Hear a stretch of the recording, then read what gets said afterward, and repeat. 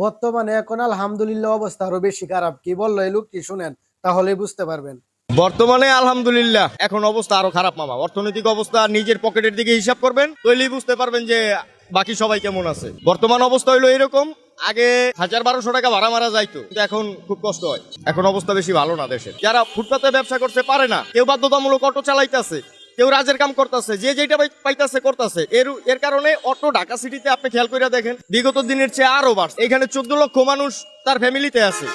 আবার এই যে গার্মেন্টস, যারা লোকাল গার্মেন্টসে কাজ করে তারা বেকার হয়েছে, তাদের ফ্যামিলি সমস্যায় পড়ছে। সর্বোপরি সরকার তারেক রহমান একটা মিটিং এ বিবৃতি দিছিল যে তাদেরকে পুনর্বাসনের ব্যবস্থা করা হইতেছে, এটা নাকি সে করতেছে। কিন্তু এরকম দেখি দুই এক জায়গায় আবার সেই রাস্তা দখল করে আবার ফুটপাত বসছেও, এটাও ঠিক আছে, কিন্তু এতে কইরা সবাই এখনো বসতে পারে নাই। আর এই প্রভাবটা যারা মানে পরিশ্রমী মানুষ, যেমন আমি অটো চালাই, যদি আমার অটোটা বন্ধ হয়ে যায় হয়তো আমি লেবারি করবো বা রাজের কাজ করবো, যে কোনো একটা কর্মের মাধ্যমে আমি চলে যাবো। তো এইরকমই যারা পরিশ্রমী মানুষ, যারা ফুটপাতে ব্যবসা করতে পারে না, কেউ বাধ্যতামূলক অটো চালাইতেছে,